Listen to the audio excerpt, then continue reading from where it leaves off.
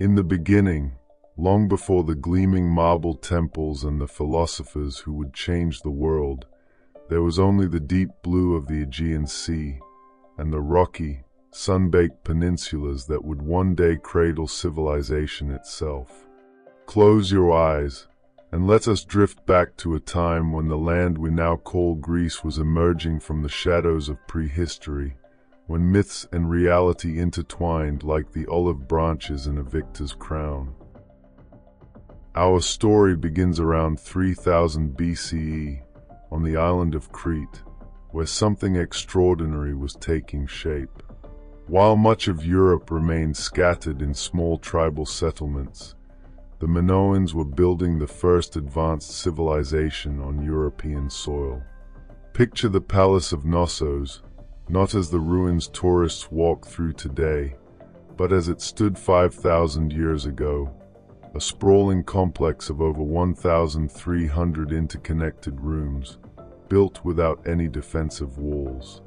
This detail tells us something profound about these people.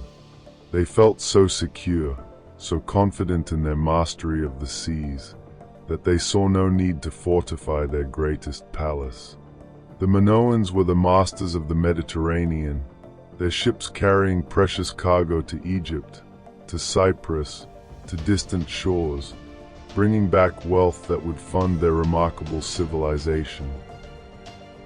Inside these palaces, the Minoans developed something that would set them apart from nearly every other ancient civilization: a deep reverence for the feminine divine. Their most important deity was not a warrior god or a sky father, but a goddess, often depicted holding serpents in her outstretched hands.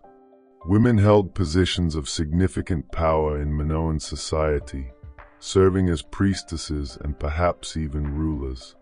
Frescoes show them participating in all aspects of life, including the most dangerous of sports, bull leaping, where young athletes would grasp the horns of a charging bull and vault over its back in a display of courage and grace. For nearly 1,000 years, the Minoans flourished, but around 1450 BCE, their civilization suddenly declined. For decades, historians debated what could have ended such a sophisticated culture. The answer came from an unexpected source: volcanic deposits found throughout the eastern Mediterranean. The volcano of Thera, on the island we now call Santorini, erupted with a force that defies imagination. It was one of the largest volcanic events in recorded history, perhaps 10,000 times more powerful than the atomic bomb dropped on Hiroshima. The explosion could be heard thousands of miles away. Tsunamis as high as 40 meters crashed into Crete's northern coast. Ash darkened the skies, and the crops failed. While some Minoans survived, their civilization never recovered its former glory. Into this vacuum stepped a new people from the mainland, the Mycenaeans. Where the Minoans had built palaces without walls, the Mycenaeans constructed massive fortresses with stones so large that later Greeks believed they must have been placed by the one-eyed giants of legend. These fortress walls, some with stones weighing over 20 tons, still stand today at sites like Mycenae and Tiryns. The Mycenaeans were warriors, traders, and eventually, the protagonists of the greatest stories ever told. It was these Mycenaean Greeks who, around 1200 BCE, may have sailed to Troy on the coast of modern-day Turkey, laying siege to that city in the war immortalized by Homer. For centuries, Troy was considered purely mythical, a fantasy conjured by poets.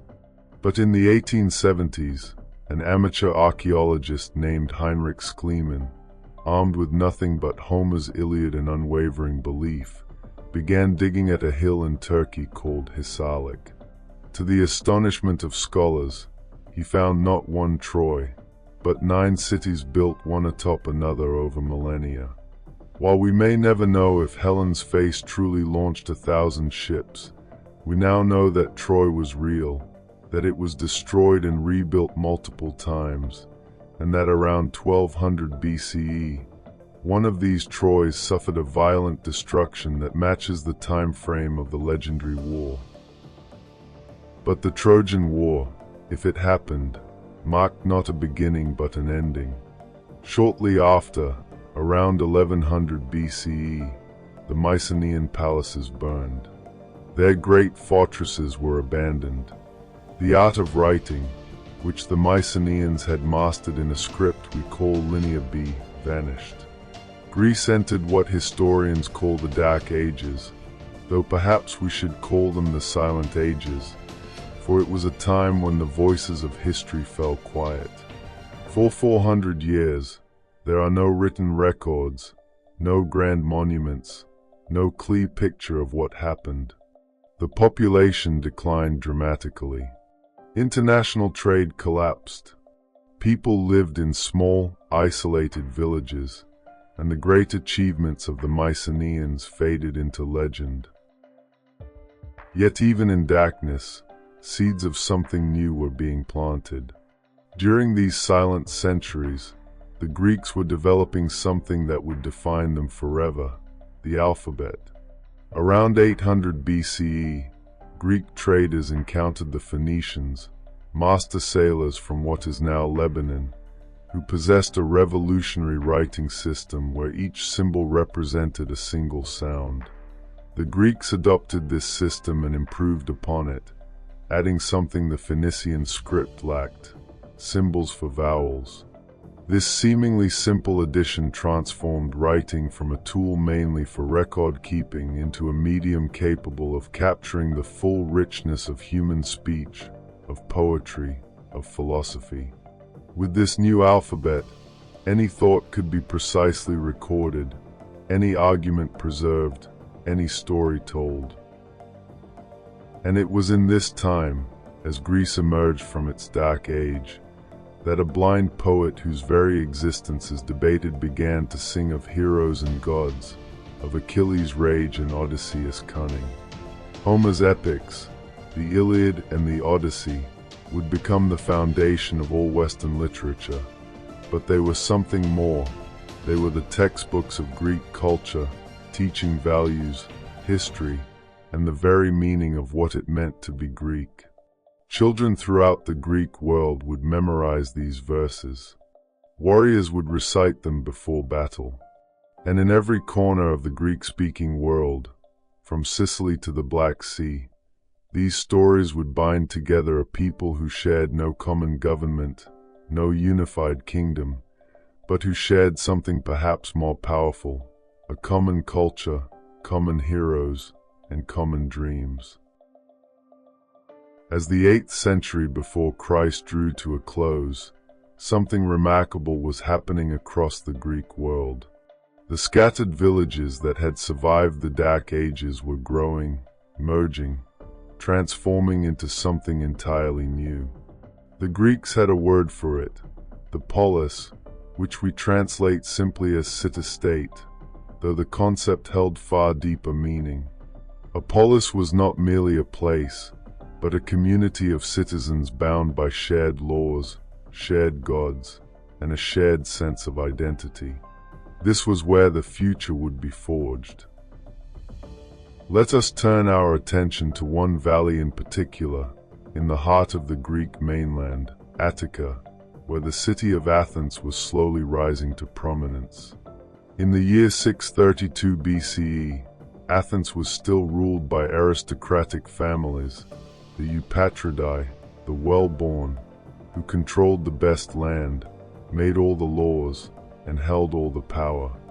The common people, many of whom had fallen into debt, were becoming increasingly desperate. Some were even being sold into slavery to pay what they owed.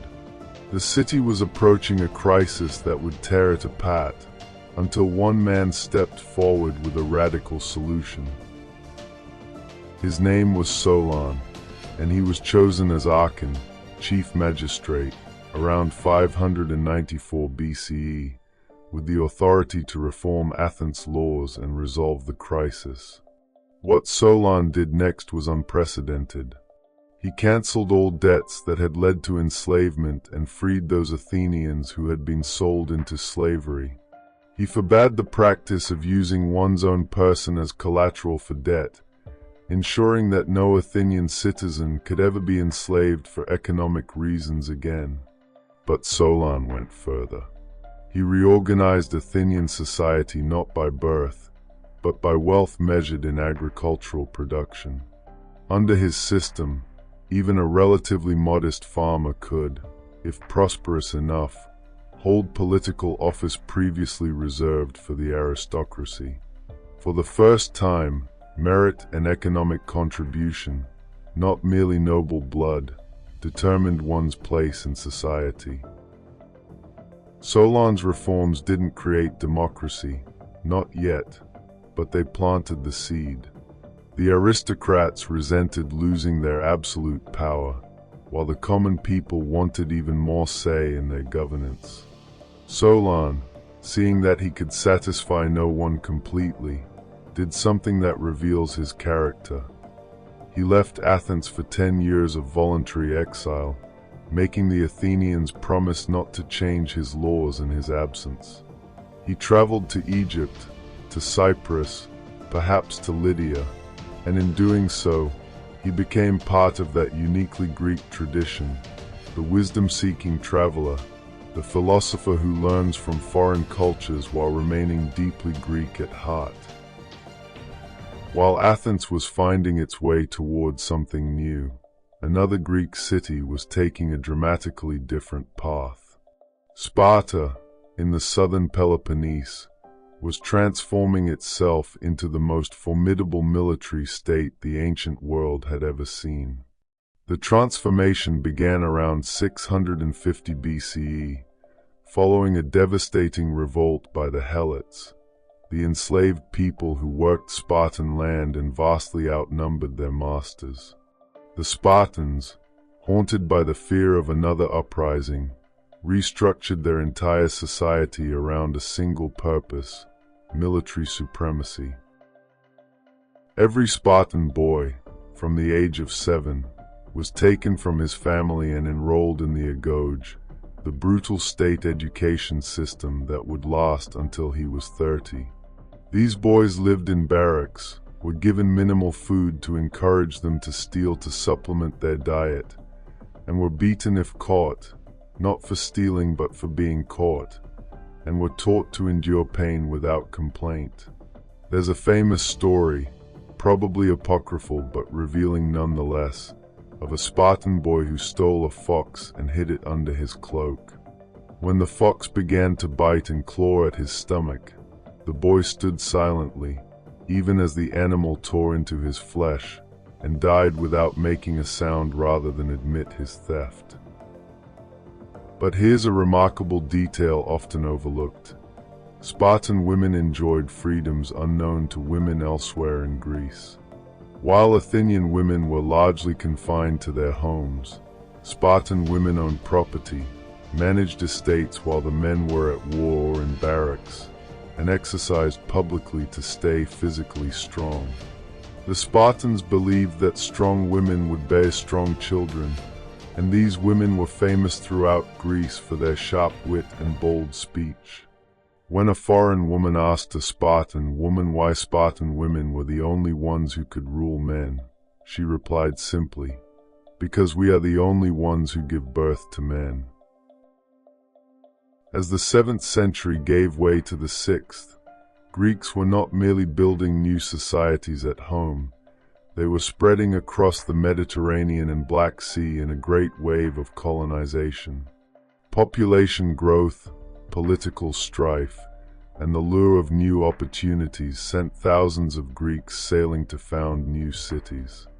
They established Mycenae, which would become Marseille in southern France. They founded Byzantium, which would one day be Constantinople and then Istanbul. They settled in southern Italy and Sicily so densely that the region became known as Magna Graecia, Greater Greece. These colonial cities were independent from their mother cities from the moment of their founding, Yet they maintained cultural and religious ties, creating a vast network of Greek civilization that stretched from Spain to the Caucasus. A Greek merchant in Syracuse could understand a Greek merchant in Olbia on the Black Sea. They worshipped the same gods, competed in the same athletic games, and shared the same stories. It was during this age of expansion that the Greeks truly became aware of themselves as a distinct people, defined not by political unity, for they had none, but by language, culture, and a shared way of seeing the world. And what a way of seeing the world it was. Around 585 BCE, in the wealthy Greek city of Miletus on the coast of Asia Minor, a man named Thales made a prediction that would change human thought forever. He announced that on a specific day, the sun would go dark. When that day arrived, and a solar eclipse occurred exactly as he had predicted, people were astounded. But more important than the prediction itself was the method behind it.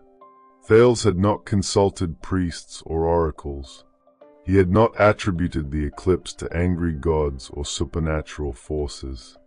Instead, he had studied Babylonian astronomical records, recognized patterns, and made a calculation based on natural law. This was something new under the sun, the idea that the universe operates according to rational principles that human beings can discover and understand. Thales proposed that water was the fundamental substance from which all things arose. He was wrong, of course, but he was wrong in the right way. He was asking the question that would drive all of science. What is the universe made of, and how does it work? His student Anaximander would propose his own answer, suggesting an indefinite substance he called the apeiron. Anaximander even suggested that humans had evolved from fish-like creatures, an astonishing intuition 24 centuries before Darwin. These Milesian philosophers, as they would be called, were inventing something unprecedented: natural philosophy, the use of reason and observation to understand the world without reference to mythology or divine intervention. They were not rejecting the gods. Most remained conventionally pious, but they were creating a space where natural phenomena had natural explanations. When an earthquake struck, it might still be Poseidon's doing, but it might also be explained by natural forces moving beneath the earth. As the 6th century progressed, Greek city-states continued to evolve, each finding its own path, each contributing something unique to the tapestry of Greek civilization. In some cities, tyrants, not the modern sense of cruel dictators, but simply men who had seized power outside the traditional aristocratic framework, ruled and often improved their cities with public works and festivals. In others, oligarchies of the wealthy maintained control. And in Athens, the seeds planted by Solon were beginning to sprout into something the world had never seen. The stage was being set for an age of unprecedented achievement and terrible conflict. The Greeks were asking new questions, building new institutions, and imagining new possibilities. They were still separate cities, often rivals, sometimes enemies.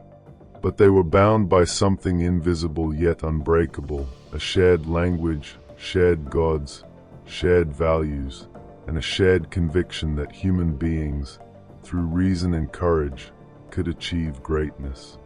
The Golden Age was approaching, though before it could dawn, the Greeks would face their greatest test, an empire from the east that threatened to extinguish Greek freedom before it could fully bloom. Far to the east, beyond the Aegean Sea, beyond the Greek cities of Ionia on the coast of Asia Minor, a great power was rising. The Persian Empire, under Cyrus the Great and his successors, had grown to become the largest empire the world had yet seen, stretching from Egypt to India, from the Mediterranean to the borders of the known world. And in the year 499 BCE, the Greek cities of Ionia, who had fallen under Persian control, rose in revolt. They sent desperate messages westward, across the sea, begging their fellow Greeks for help.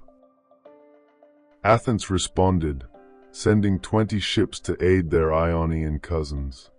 It was a small gesture, almost insignificant in the grand scheme of empires, but it would have enormous consequences. The Ionian revolt was eventually crushed by Persian forces in 494 BCE, but the Persian king, Darius the Great, had not forgotten Athens' interference.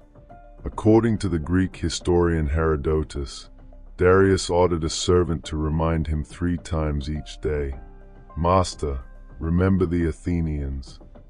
The fate of a small Greek city had become a matter of royal honor to the ruler of the world's greatest empire. In 490 BCE, the Persian answer came. A fleet of 600 ships carrying perhaps 25,000 soldiers crossed the Aegean and landed at Marathon, a coastal plain just 26 miles northeast of Athens.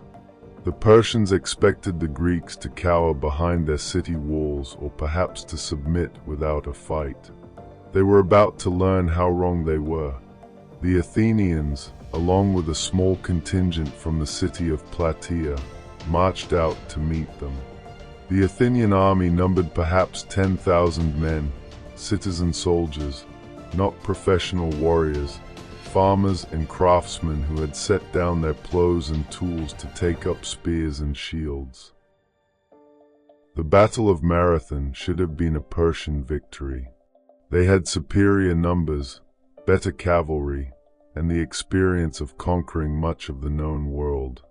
But the Athenian general, Miltiades, understood something crucial. The Persian strength lay in their archers and cavalry, while Greek strength lay in close combat with heavily armored infantry. He thinned his center line and strengthened his wings, then ordered a charge across the plain at a full run, something armies simply didn't do in ancient warfare, but which minimized the Greeks' exposure to Persian arrows. The Greek wings enveloped the Persian army, and in the brutal hand-to-hand fighting that followed, the heavily armored Greek hoplites proved devastating. By day's end, the Persians had lost over 6,000 men and fled to their ships, while the Athenians lost merely 192 warriors. Legend tells us that a messenger named Pheidippides ran the full distance from Marathon to Athens, giving us the word Marathon, to announce the victory before collapsing dead from exhaustion. The story may be embellished, but the victory was real, and its significance was profound. A small Greek city had defeated the armies of the world's greatest empire. But Darius did not forget, and neither did his son Xerxes, who inherited the throne when Darius died in 486 BCE. Xerxes spent 4 years preparing not a punitive expedition but a full-scale invasion. Herodotus, who loved a grand number, claimed that Xerxes assembled an army of over 1 million men, though modern historians estimate it was more likely between 100,000 and 300,000, still the largest military force ever assembled in ancient times. This was not merely an army. It was a mobile city, with supply trains stretching for miles, engineers who built bridges across the Hellespont Strait, and contingents from every corner of the empire, speaking dozens of languages. In 480 BCE, this massive force began its march into Greece. The Persian army moved south through Thrace and Macedonia, while their fleet of perhaps 600 to 1,200 ships sailed along the coast. Most Greek cities, seeing the futility of resistance, surrendered immediately or declared neutrality. But 31 Greek cities, led by Athens and Sparta, formed an alliance to resist.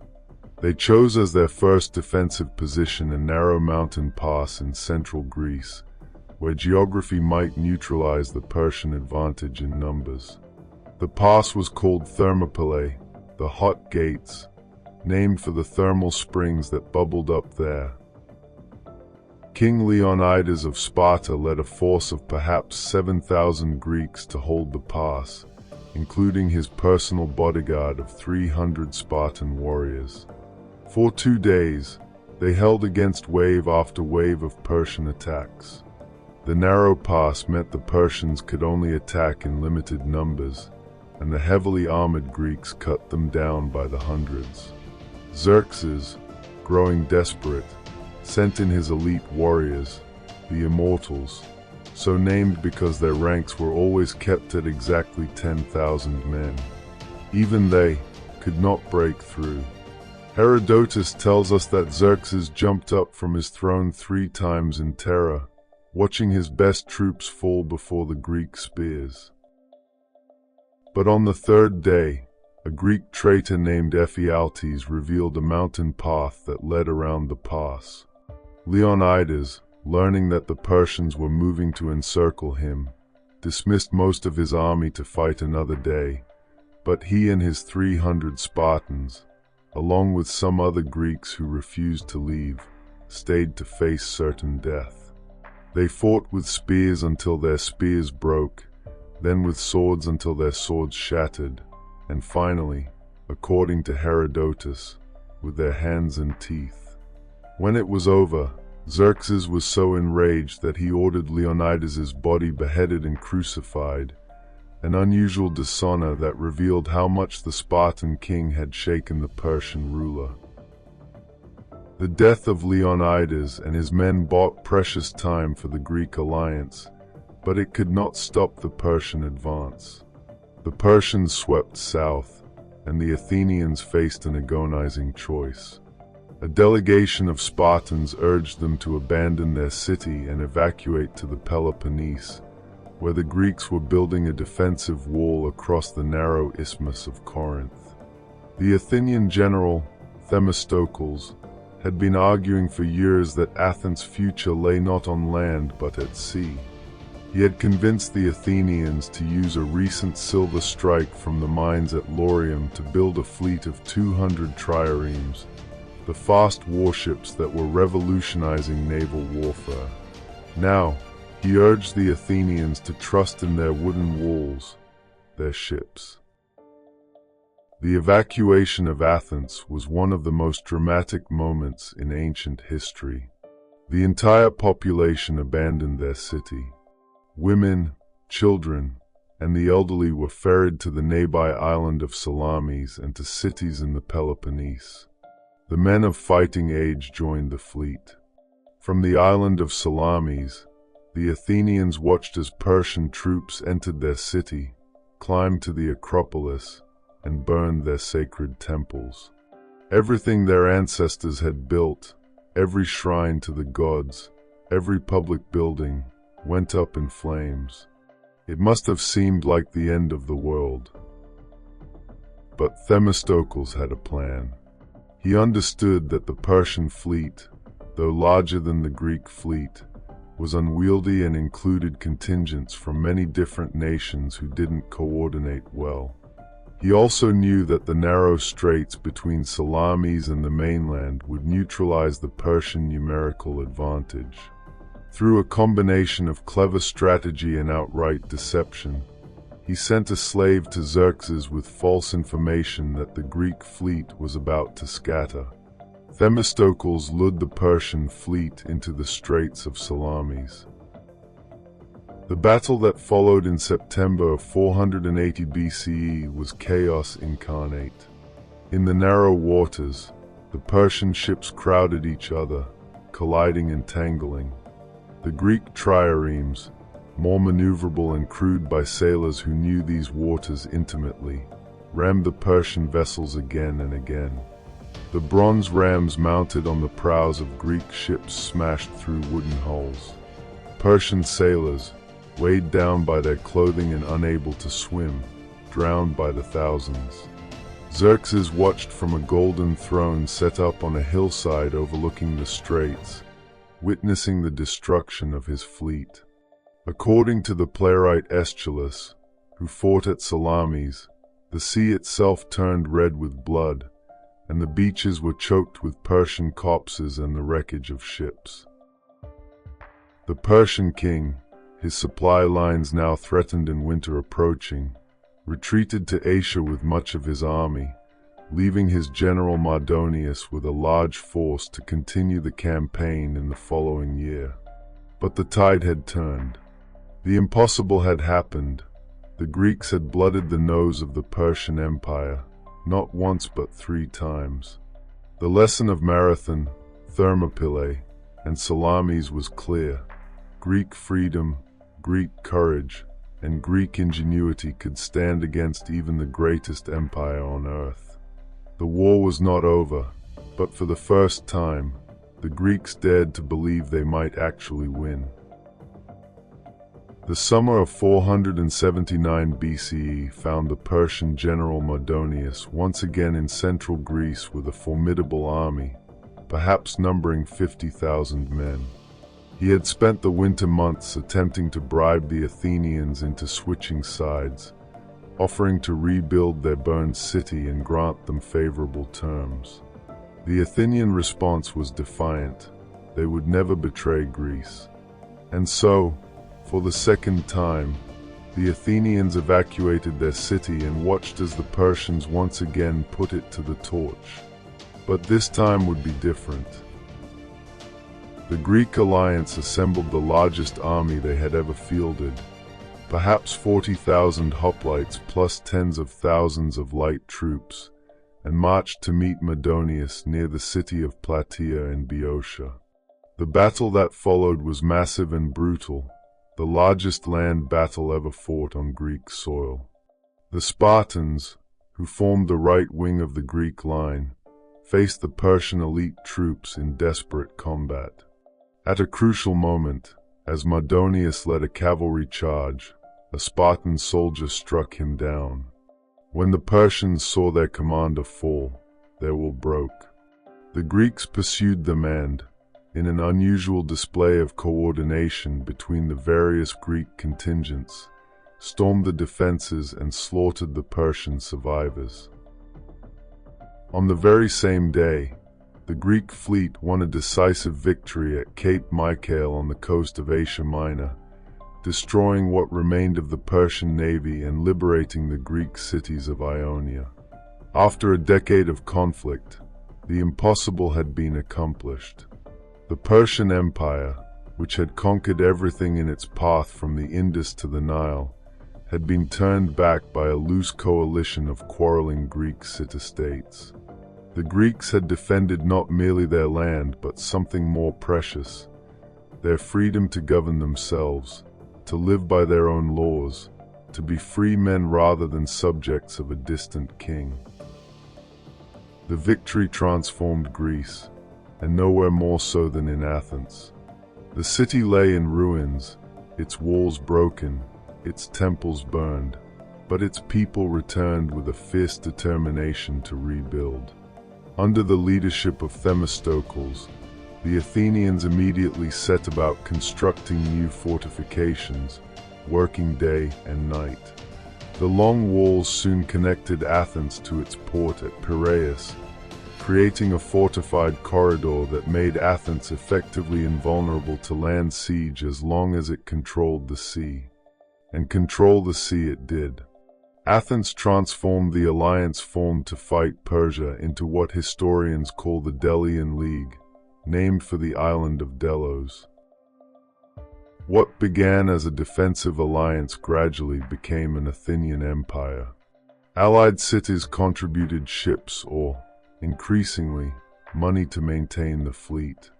When some cities tried to withdraw from the League, Athens forced them to remain, transforming allies into subjects. The tribute that flowed into Athens funded not only the navy but an unprecedented building program and cultural flowering. Yet this transformation from liberator to imperial power created tensions that would eventually tear Greece apart.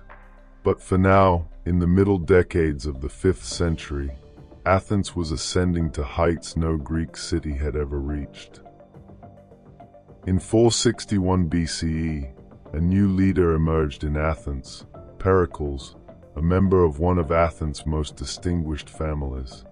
Pericles would dominate Athenian politics for over 30 years, not through military conquest or tyranny, but through the power of his oratory and the strength of his vision. He was a democrat in the truest sense, believing that ordinary citizens, given the opportunity, could govern themselves wisely. Under his influence, Athens extended full citizenship rights more broadly, created pay for jury service and attendance at the assembly so that even the poor could participate in government, and became, in Pericles' famous words, the school of Hellas, the teacher of Greece. The Athens of Pericles' age was unlike any city that had existed before. In the assembly, 6,000 citizens, roughly a sixth of the citizen body, could gather to debate and vote directly on matters of war and peace, law and policy. Any citizen could speak, and the people voted by show of hands on every significant decision. This was not representative democracy but direct democracy, and while it excluded women, slaves, and foreign residents, for those who held citizenship it represented an unprecedented experiment in collective self-governance.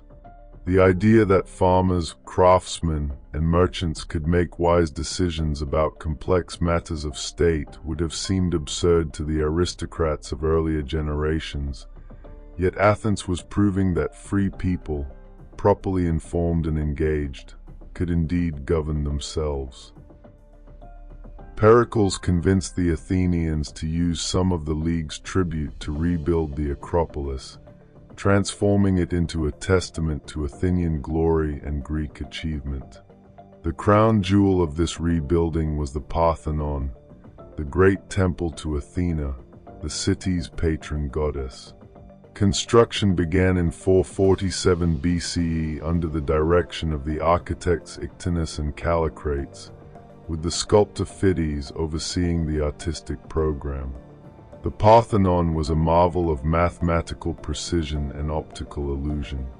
Its columns lean slightly inward, its steps curve imperceptibly upward at their centers, all designed to correct the optical distortions that would occur if the lines were actually straight. The human eye, the Greeks understood, does not see pure geometry but perceives it, and so the Parthenon was built not to be geometrically perfect but to appear perfect to the human gaze. Inside stood Phidias' masterpiece, a statue of Athena nearly 40 feet tall, made of gold and ivory over a wooden frame.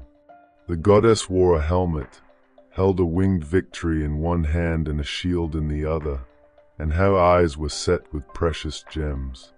She was the embodiment of Athens itself, beautiful, wise, and terrible in war.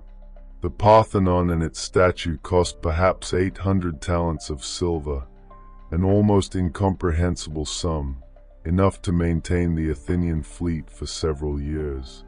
Some Greeks criticized this extravagance, arguing that Athens was dressing up like a shameless woman with its allies' money. But Pericles defended the expenditure, arguing that Athens was creating monuments worthy of its achievements and providing employment for its citizens, stonecutters, sculptors, carpenters, painters, all found work in the great building projects. But Athens was creating more than beautiful buildings. In these same years, the city became the intellectual center of the Greek world, drawing thinkers, artists, and teachers from across the Mediterranean. The philosopher Anaxagoras came from Ionia, teaching that the sun was not a god but a burning stone, that the moon shone with reflected light, and that mind, nous, was the organizing principle of the cosmos. Such ideas were revolutionary and controversial, Anaxagoras would eventually be prosecuted for impiety, saved only by his friendship with Pericles. The great tragedian Aeschylus, who had fought at Marathon and Salamis, was writing plays that explored the deepest questions of justice, fate, and human responsibility. His Oresteia trilogy traced the transformation of justice from blood vengeance to civic trial, suggesting that civilization itself was the journey from revenge to law, from passion to reason. When Aeschylus died in 456 BCE, Athens had already produced another tragic genius, Sophocles, whose plays examined the tension between human will and divine law, between individual conscience and state authority. His Antigone, written around 441 BCE, asks a question that still resonates. When human law conflicts with divine law, with higher moral principles, which should we obey? A third great tragedian was emerging as well, Euripides, whose plays were more skeptical, more questioning of traditional values and the justice of the gods. His Medea, performed in 431 BCE, gave voice to a woman's rage at her betrayal, while his Trojan women would show the human cost of war from the perspective of the defeated. These plays were not entertainment in our modern sense. They were civic education, performed at religious festivals before audiences of thousands. Through drama, Athenians explored the most fundamental questions of human existence. What do we owe to the gods? What do we owe to our families, to our cities, to ourselves? What happens when these loyalties conflict? And in the marketplace, in the gymnasia, in the colonnaded stoas where Athenians gathered to talk, new teachers were appearing. They called themselves sophists, wise men, and they taught, for a fee, the art of rhetoric, the skills of argument and persuasion that were essential for success in democratic Athens. Some, like Protagoras, were profound thinkers who argued that man is the measure of all things, suggesting that truth itself might be relative to human perception and culture. Others were clever debaters who could make the weaker argument appear stronger, who taught their students to win arguments regardless of truth. Their presence raised uncomfortable questions. If persuasive speech can make falsehood appear true, is democracy simply ruled by the most eloquent liars? If traditional values are merely human conventions rather than divine commands, why should we follow them? These questions troubled many Athenians, but they also reflected the extraordinary intellectual ferment of the age. Athens in the mid-5th century was asking questions that had never been asked before, creating art that had never been imagined, experimenting with forms of government that seemed impossible. The city was young, confident, powerful, and free. The shadows of coming conflict were gathering on the horizon, but for now, Athens stood radiant in its golden age, a beacon of what human beings could achieve when they were free to think, to create, to govern themselves. The philosophers would soon arrive to systematize all this questioning into schools of thought. The historians were already recording these unprecedented times, and the world would never be quite the same. The golden age of Athens, for all its brilliance, contained within it the seeds of its own destruction. As Athens grew more powerful, more confident, more imperial in its ambitions, the other Greek city-states watched with growing unease. Sparta, in particular, saw the rise of Athenian power as a direct threat to the careful balance that had existed in Greece. Athens ruled the seas with its mighty fleet, while Sparta commanded the finest army in Greece. For a time, these two powers coexisted, but the tension between them was like a bowstring, drawn ever tighter, waiting for the moment it would snap. That moment came in 431 BCE, triggered by a series of disputes involving Athens' allies and Sparta's allies, each side honor-bound to support their friends. The historian Thucydides, who lived through the war and wrote its definitive history, understood that the immediate causes were merely pretexts. The real cause, he wrote, was simple and inevitable. The growth of Athenian power and the fear which this caused in Sparta made war inevitable. It was a profound insight. That fear itself, the fear of another's growing strength, could drive nations into catastrophic conflict even when neither truly wanted war. The Peloponnesian War, as it came to be called, would last not for a few seasons but for 27 years, consuming an entire generation. It was a new kind of war, unlike the brief, decisive battles that had characterized earlier Greek conflicts. Pericles, leading Athens at the war's outbreak, understood that Sparta's army was invincible in pitched battle, so he devised a strategy. The Athenians would retreat behind their long walls, abandon the countryside to Spartan ravaging, and use their naval superiority to raid the Peloponnesian coast.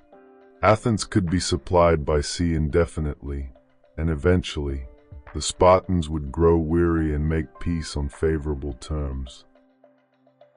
The strategy might have worked, but in the second year of the war, disaster struck from an unexpected quarter. A plague, perhaps typhoid fever, perhaps something else entirely, for ancient descriptions don't match any modern disease precisely, entered Athens through its port. The city, crowded with refugees from the countryside all packed within the walls, became a death trap. Thucydides, who caught the disease and survived, left us a harrowing description: high fever, violent coughing, unquenchable thirst, the body covered in pustules and ulcers. People died by the thousands. The living could barely bury the dead.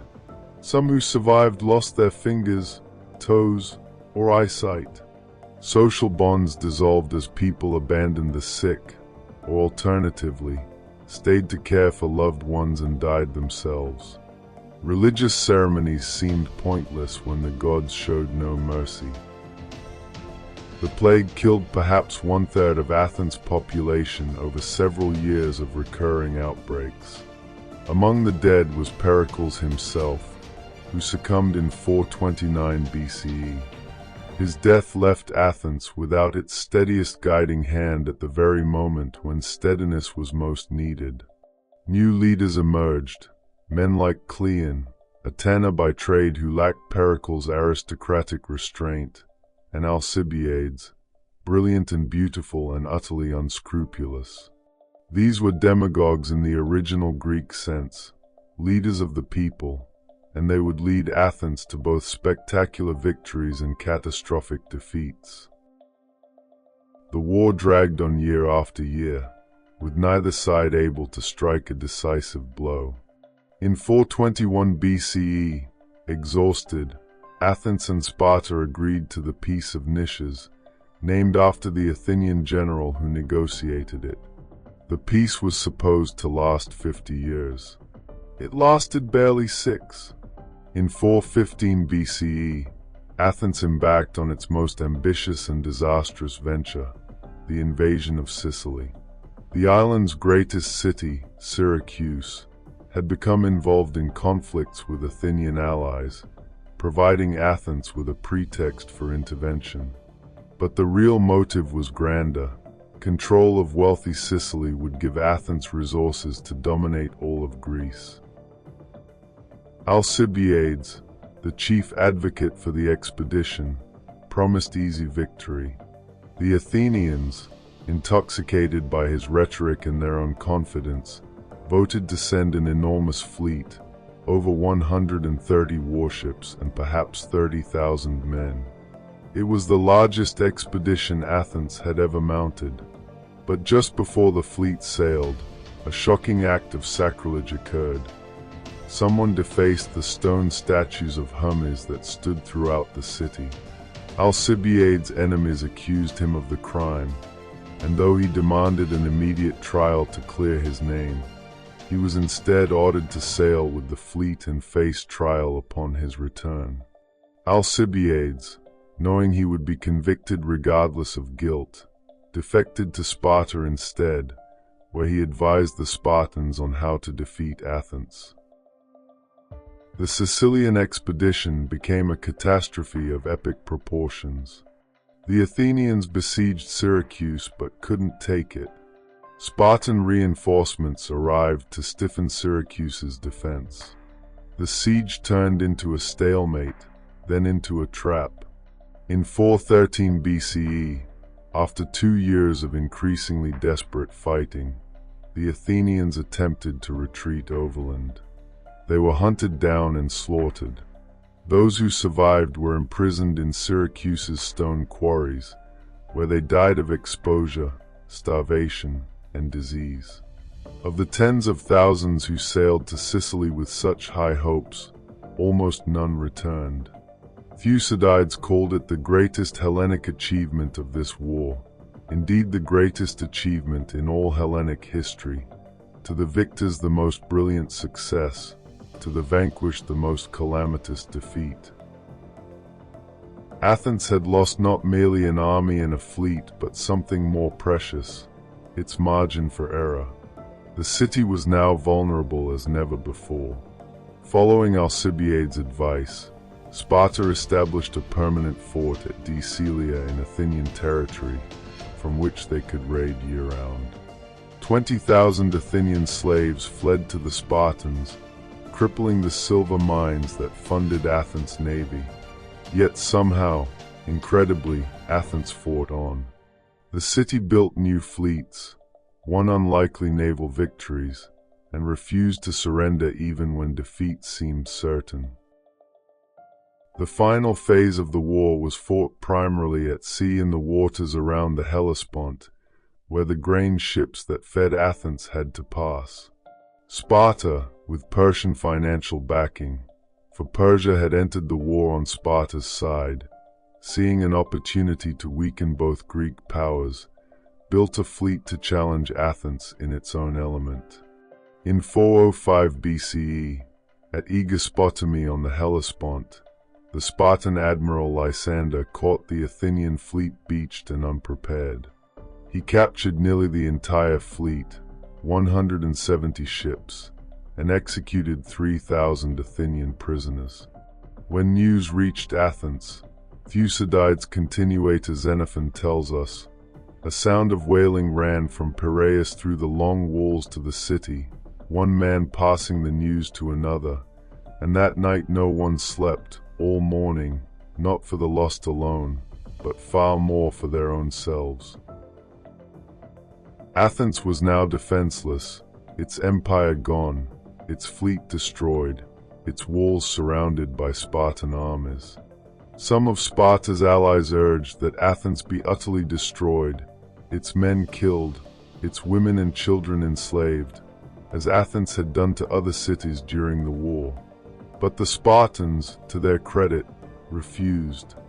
They remembered Marathon and Salamis, when Athens had stood as the shield of Greece against Persia. In 404 BCE, Athens surrendered. The long walls were torn down to the sound of flute girls playing, Sparta's allies rejoicing that this day marked the beginning of freedom for Greece. But it was not freedom that followed. Sparta imposed a brutal oligarchy on Athens, the 30 tyrants, who executed perhaps 5% of Athens' remaining citizens in a reign of terror. When Athenian democrats overthrew the tyrants a year later and restored democracy, they showed remarkable restraint, granting amnesty to all but the tyrant leaders.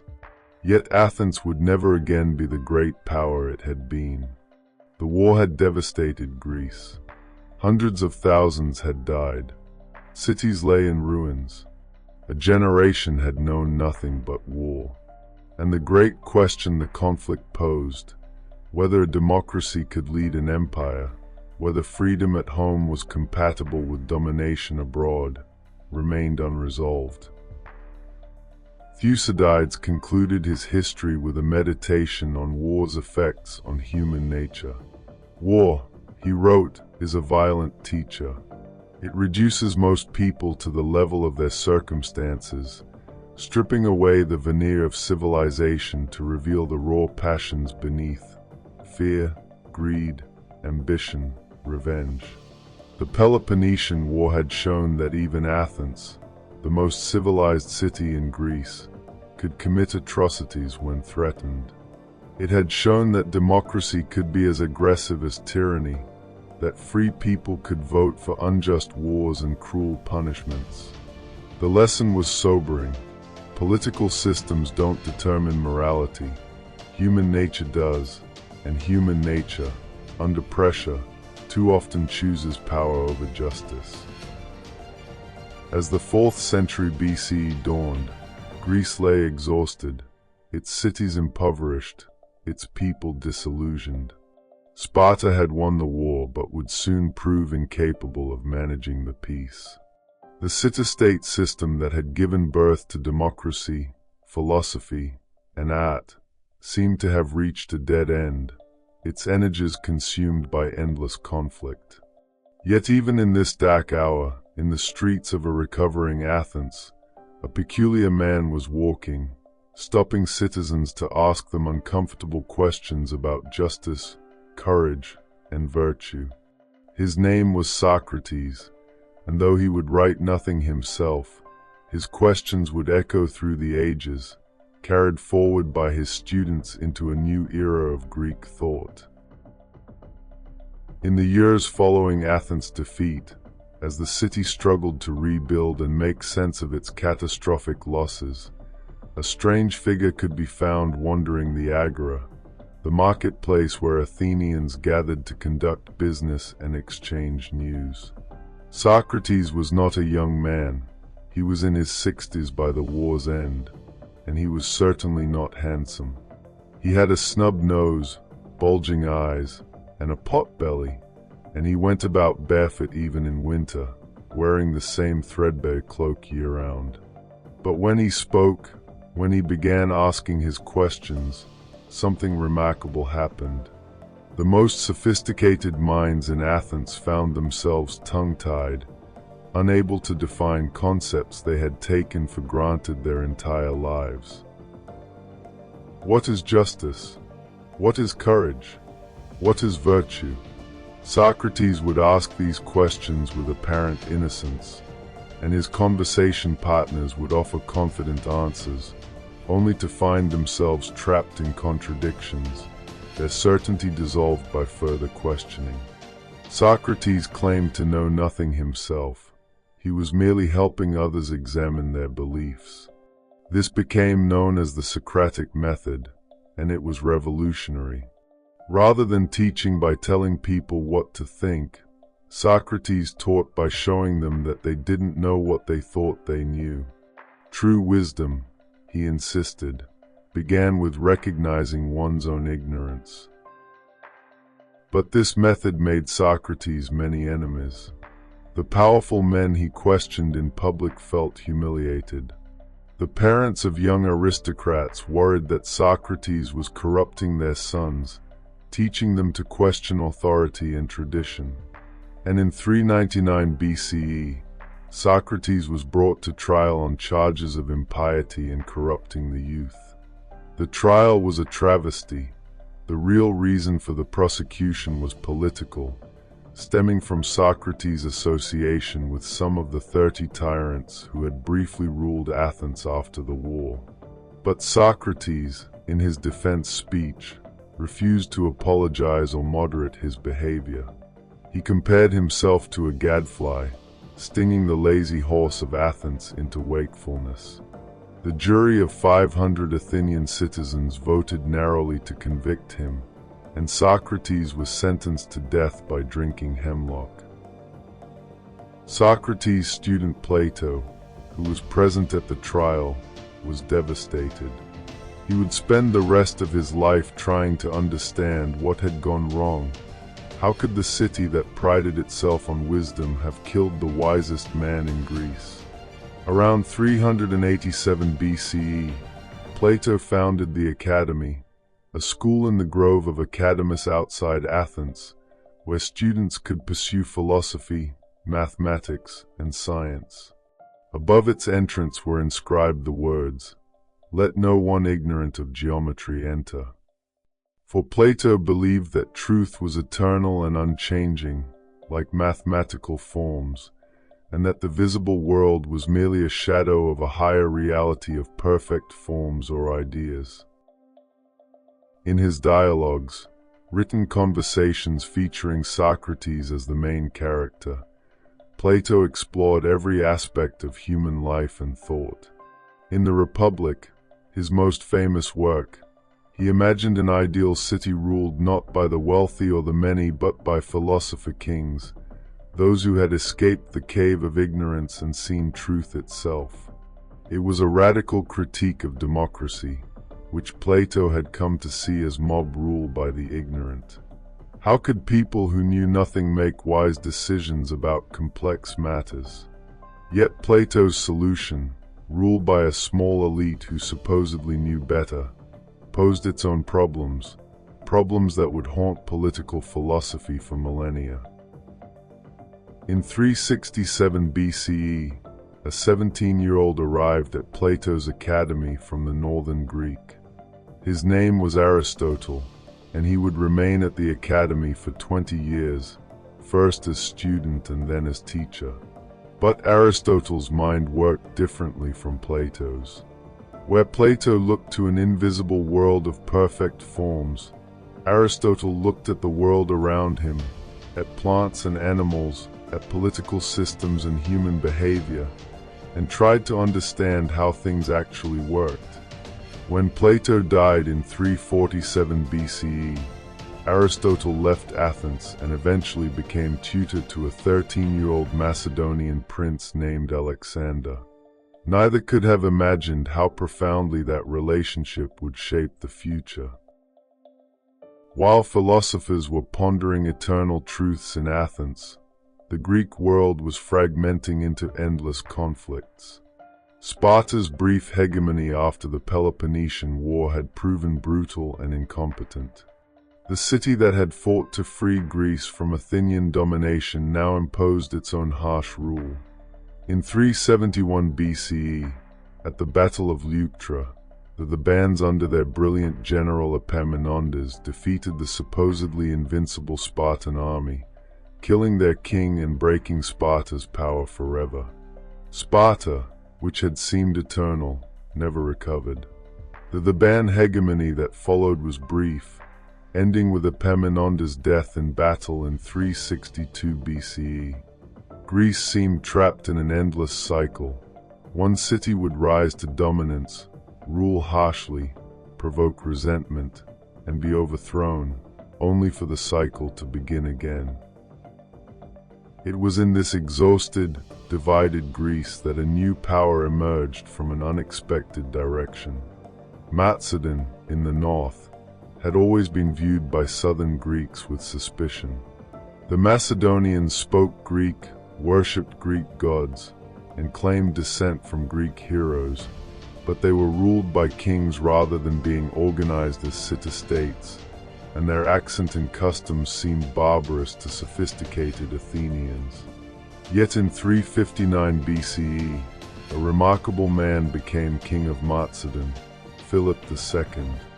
He had spent time as a hostage in Thebes, where he had studied Epaminondas' revolutionary military tactics, and he returned home with a vision of transforming Macedon into a great power. Philip reorganized the Macedonian army, creating the phalanx, a formation of infantry armed with sarissas, 18-foot-long pikes that could be leveled to create an impenetrable wall of spear points. He combined this with powerful cavalry charges and mobile siege equipment that could reduce any city's walls. But Philip's greatest weapon was not military, it was diplomatic. He understood Greek psychology, knew how to exploit the divisions between cities, when to use force and when to use bribery, when to threaten and when to offer alliance.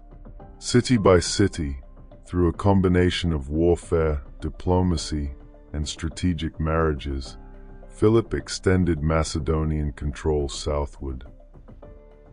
The Athenian orator Demosthenes recognized the threat and spent years warning his fellow citizens that Philip intended to conquer all of Greece.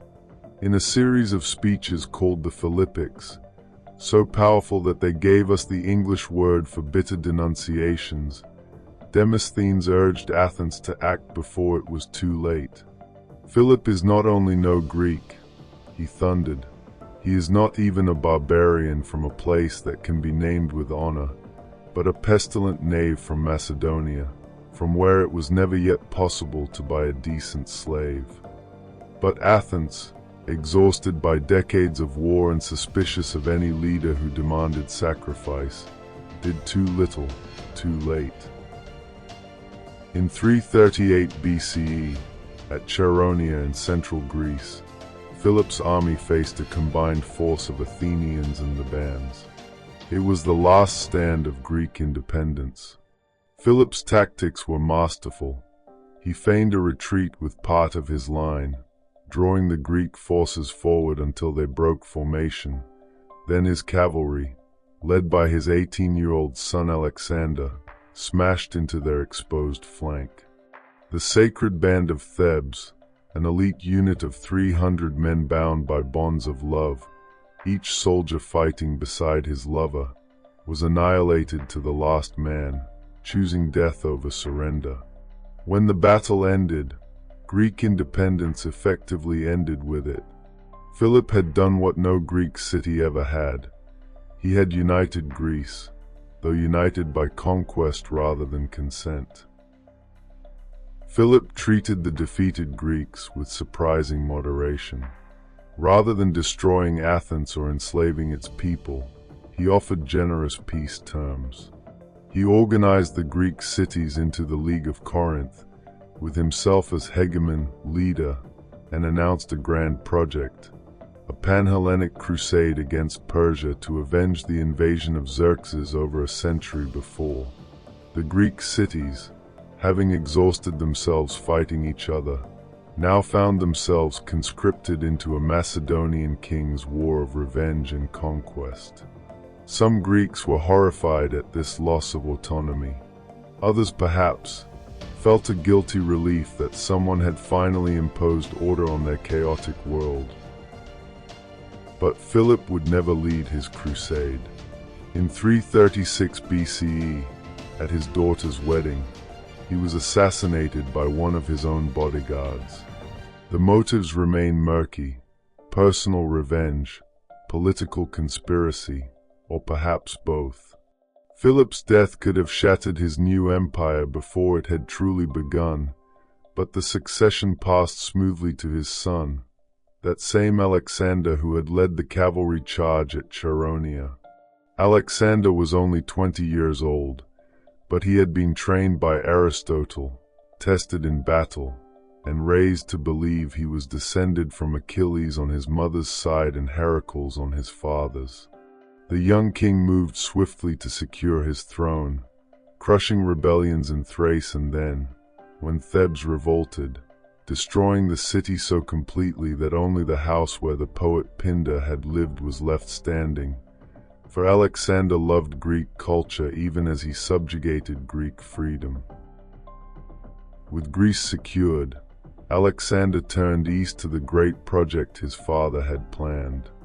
In 334 BCE, he crossed the Hellespont into Asia with an army of perhaps 37,000 men, Macedonians, Greeks, and allied contingents. According to legend, he stopped at Troy and laid wreaths at the tomb of Achilles, his hero and supposed ancestor. Like Achilles, Alexander sought glory that would live forever. Unlike Achilles, who died young at Troy, Alexander was about to embark on a campaign of conquest that would carry Greek culture to the edges of the known world and transform history forever. The age of the independent Greek city-state was ending. The age of Hellenistic kingdoms was about to begin, and nothing would ever be quite the same. When Alexander crossed into Asia in the spring of 334 BCE, he brought with him not only soldiers but surveyors, engineers, historians, and philosophers. He saw himself not merely as a conqueror but as a bridge between cultures, a living embodiment of the Greek ideal of arete, excellence, that his tutor Aristotle had taught him. Yet he was also his father's son, a brilliant tactician and a warrior who led from the front, who would be wounded 8 times in battle and carry those scars for the rest of his brief, blazing life. His first major battle came at the Granicus River in northwestern Asia Minor. The Persian satraps had assembled an army to stop him at the river crossing. It was a dangerous position for Alexander. His army would be vulnerable while crossing the water. But Alexander, displaying the audacity that would define his career, plunged straight into the river at the head of his companion cavalry, his elite horsemen. In the fierce fighting that followed, Alexander's helmet was split by a Persian sword blow, and he was saved only when his general Cletus cut down the Persian noble who was about to strike the killing blow. The Persians broke and fled, and Alexander had won his first victory on Asian soil. He sent 300 Persian shields back to Athens to be dedicated in the Parthenon with an inscription, "Alexander, son of Philip, and all the Greeks except the Spartans, present this offering from the spoils taken from the barbarians inhabiting Asia." That inscription reveals much about Alexander's complex identity. He was Macedonian but claimed to lead all Greeks. He honored the gods and temples of Greece even as he pushed beyond the Greek world. And he excluded the Spartans, who alone among the major Greek cities had refused to join his crusade, clinging to their isolationism even as the world was changing around them. As Alexander advanced through Asia Minor, liberating Greek cities from Persian rule and making offerings at sacred sites, he was simultaneously becoming something more than Greek, something larger. In 333 BCE, at Issus in Syria, Alexander faced the Persian king Darius III himself, who had assembled a massive army. Ancient sources claim hundreds of thousands of Persians, though modern estimates suggest perhaps 100,000 against Alexander's 40,000. The battle took place on a narrow coastal plain where Persian numbers couldn't be fully deployed. Alexander, as always, led the decisive cavalry charge himself, driving straight toward Darius's position. When the Persian king saw Alexander cutting through his guards, Darius panicked and fled, abandoning his army, his royal tent, and even his family, his mother, wife, and daughters, who fell into Alexander's hands. Alexander treated them with honor and respect, a gesture that enhanced his reputation even among Persians. Rather than immediately pursuing Darius, Alexander turned south along the Mediterranean coast, systematically capturing the Phoenician port cities that supplied the Persian fleet. At Tyre, an island city with supposedly impregnable walls, Alexander demonstrated his determination and tactical genius. He built a causeway extending from the mainland to the island, nearly a kilometer long. It took 7 months of brutal siege warfare, but eventually Tyre fell. The causeway still exists today, having gradually accumulated silt and sand until Tyre became permanently connected to the mainland. Alexander then moved into Egypt, where he was welcomed as a liberator from Persian rule and crowned pharaoh. While in Egypt, he made a mysterious pilgrimage to the oracle of Zeus Ammon. What the oracle told him remains unknown, but afterward, Alexander began claiming to be the son of Zeus, a divine being in his own right. In 331 BCE, Alexander finally set out to destroy the Persian Empire once and for all. At Gaugamela, in northern Mesopotamia, Darius assembled the largest army he could muster, perhaps 200,000 men including cavalry, chariots, and even elephants, and chose flat terrain where he could fully deploy his forces.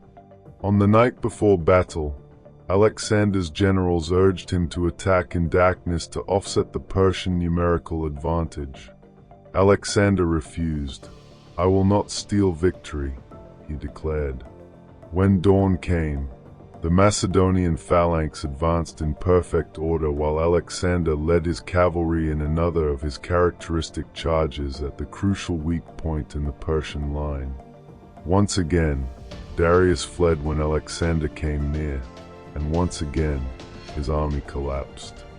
Alexander pursued Darius across Persia, but before he could catch him, the Persian nobles murdered their own king, perhaps hoping Alexander would then be satisfied and go home. Alexander pressed on, deeper into the Persian heartland, capturing the great cities of Babylon, Susa, and Persepolis. At Persepolis, the ceremonial capital of the Persian Empire, Alexander allowed his troops to sack the city and burn the great palace, supposedly in revenge for Xerxes' burning of Athens a century and a half before. Yet even as he destroyed, Alexander was transforming himself. He began wearing Persian royal dress, adopted Persian court ceremonies, and appointed Persians to govern Persian territories. He married Roxana, a Bactrian princess, and encouraged his generals to take Persian wives. Alexander was attempting something unprecedented, not merely conquering an empire but fusing Greek and Persian cultures into something new. This cultural fusion disturbed many of his Macedonian companions, who saw it as Alexander betraying his Greek heritage. The tension erupted in 328 BCE at a drunken banquet, when Cletus, the same man who had saved Alexander's life at Granicus, accused him of forgetting he was Macedonian and acting like a Persian despot. In a rage, Alexander grabbed a spear and killed his old friend. When he sobered and realized what he had done, Alexander was devastated, shutting himself in his tent for 3 days, refusing food, weeping for Cletus. The incident revealed the terrible pressures on Alexander, the weight of command, the isolation of absolute power, the impossibility of reconciling the different roles he was trying to play. But Alexander pressed on, driven by something beyond ambition, perhaps a need to prove himself the greatest of all heroes, perhaps genuine curiosity about the world, perhaps something like madness. He crossed the Hindu Kush mountains into what is now Afghanistan and Pakistan, fighting mountain tribes in terrain where cavalry was useless and every valley was a potential ambush. In 326 BCE, at the Hydaspes River in India, he faced King Porus, who commanded an army including 200 war elephants. Alexander won another brilliant victory, though his beloved horse Bucephalus died from wounds received in the battle. Alexander founded a city on the spot and named it Bucephala in his horse's honor, a gesture that reveals how Alexander saw even his horse as part of his legend. But at the Hyphasis River, Alexander's army finally refused to go further. They had been marching and fighting for 8 years. They had traveled thousands of miles from home. Monsoon rains were falling, their equipment was rotting, and rumors spoke of even greater armies ahead with thousands more elephants. When Alexander announced he wanted to march to the edge of the world, his exhausted soldiers simply said no. Alexander raged, retreated to his tent, but eventually had to accept their decision. The greatest conqueror in history had been stopped not by any enemy but by his own men's exhaustion. The return journey was nearly as eventful as the conquest. Alexander led part of his army through the Gedrosian Desert, one of the harshest environments on Earth, losing thousands of men to thirst and heat in what may have been an attempt to outdo the legendary Queen Semiramis, who had supposedly lost her army in the same desert. When he finally returned to Babylon in 323 BCE, Alexander began planning new campaigns. He continued his policy of cultural fusion, arranging a mass wedding at Susa where 90 of his officers married Persian noblewomen according to Persian rites, while he himself took a second wife, Darius's daughter. But Alexander's body, battered by wounds and years of hard campaigning, was breaking down. In June of 323 BCE, after a night of heavy drinking, he fell ill, with a fever. For 10 days he declined, and on June 10th, at the age of 32, Alexander died in Babylon. The cause of death remains disputed, perhaps malaria, perhaps typhoid, perhaps poison. According to legend, when his generals asked to whom he left his empire, Alexander replied, "To the strongest." Whether he said this or not, it proved prophetic. Alexander left no clear heir. His son Byroxena was born after his death, and his generals immediately began fighting over the empire. For 40 years, the wars of the successors tore apart everything Alexander had built as his commanders carved out their own kingdoms. Eventually, 3 major Hellenistic dynasties emerged: the Ptolemies in Egypt, making their capital at Alexandria, the city Alexander had founded; the Seleucids controlling much of the old Persian Empire from Syria to Bactria; and the Antigonids ruling Macedon and dominating mainland Greece. These kingdoms would be Greek in culture but Eastern in geography, blending Greek and Oriental elements in ways that would have been unimaginable before Alexander. Alexander's conquests had spread Greek language, culture, and ideas across 3 continents. Greek became the main language from Sicily to India. Greek cities were founded throughout Asia, serving as outposts of Hellenistic culture. The Library of Alexandria would become the greatest repository of knowledge in the ancient world. Greek art influenced and was influenced by Egyptian, Persian, and Indian traditions. Greek philosophy, science, and literature reached audiences far beyond the Mediterranean. Yet this was no longer the Greece of the independent city-states, of citizens governing themselves in assemblies. This was a world of kingdoms and royal courts, of professional armies and bureaucratic administration, of vast territories and diverse populations. The classical age of Greece had ended. The Hellenistic age, the age of Greek culture ruling over non-Greek peoples, had begun, and it would last until another power, rising in the West, would eventually absorb it all. In the aftermath of Alexander's death, as his generals fought over the fragments of his empire, the Greek world underwent a profound transformation. The old certainties of the city-state gave way to vast kingdoms where individuals were subjects of distant monarchs. Yet paradoxically, this age of kingdoms became an age of remarkable cultural achievement, scientific discovery, and philosophical innovation. The Greeks, no longer focused on the politics of their own small cities, turned their attention outward to the cosmos itself and inward to the individual soul. The greatest jewel of this Hellenistic world was Alexandria in Egypt, founded by Alexander in 331 BCE. and transformed by the Ptolemaic dynasty into a city that rivaled even Athens in its golden age. The Ptolemies, descended from Alexander's general Ptolemy, ruled Egypt as pharaohs but maintained Greek as the language of court and culture.